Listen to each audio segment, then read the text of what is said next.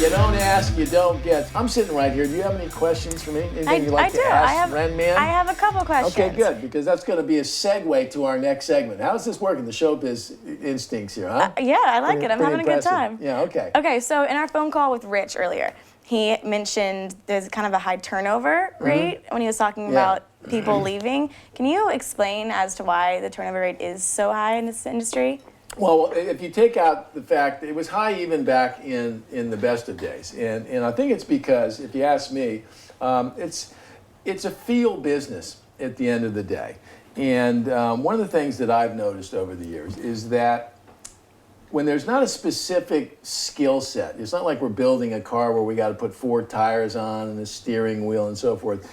You know, things that work in the music business almost seem heaven sent. And so when something like that is happening, there's no formula, anybody could look like a genius for a minute, okay? Looking like a genius over a period of time, over a 3-year contract, a 5-year contract, a 10-year career, 30.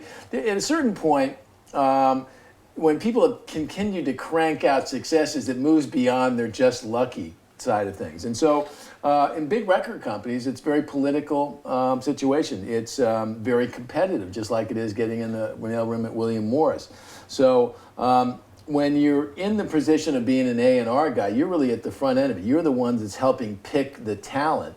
And so if you might be the most enthusiastic person in the world, you might just have a great personality and everybody loves you and have a great instinct for music. But if you sign stuff that doesn't ultimately sell, that's what you're getting judged on. They're not hiring you to be their best friend or whatever. They're hiring you to find stuff that's going to sell. So if you are not doing that well, you lose your gig and you move on to the next one.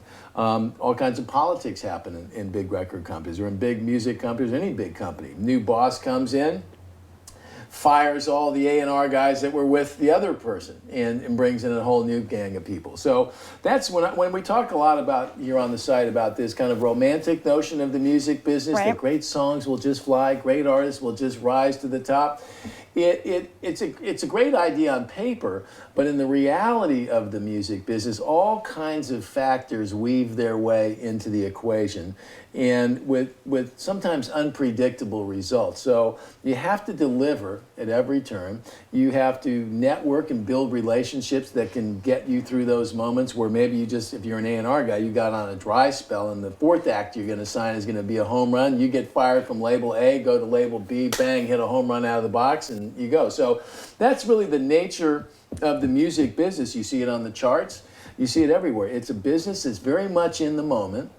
And people get judged by how they do in that moment. So it's very competitive, and I think that's why you see a lot of turnover. That's why you also see a lot of people just get burned out. It's emotionally you get a very little jaded at times too. Yeah. And I mean, on that same note, I know to be successful, what I'm learning so far is that you have to kind of give your life to it. You have to give everything to it. That's what I've done. When I'm not at work, I'm thinking about work, I'm studying, I'm reading. How have you you have this beautiful house, a great family. How have you balanced being the manager of an incredibly successful band? Well, I'll tell you, I got married when I was about 34, 35. So I'd actually done, a few years of building, as I look back, my career before I had a family. Somewhat concurrently with me having a family, I got a job at Sony Music right about soon after I got married, but right before I started having kids, which changes the game considerably for you. So from a strictly timing and lighting point of view, I think in the days when I was younger and I was staying out and promoting shows and just 10,000 feet deep in it, I was unattached and that wasn't an accident. That wasn't going to be much fun. I was totally in it. So I got a lot of that preparation and that building out of the way before I got married and had kids. My good fortune is that I went to work at a record company and started, making really great money back in the day, right as I was having kids, and then met these young guys in Incubus, so that by the time we met, I'd had this wonderful experience of being a manager, being a promoter, having worked at a record company. All 3 key elements in building successful careers are being aware of how to build a successful career for an artist. And so in a great moment of timing and lighting, we came together through aPpK. And when I left aPpK to start working with a company called Artist Direct by our friend Mr. Geiger and Mr. Muller. I took Incubus with me, and I took over as their manager. And for the last 16 years, I've been able to just work with my friends in Incubus.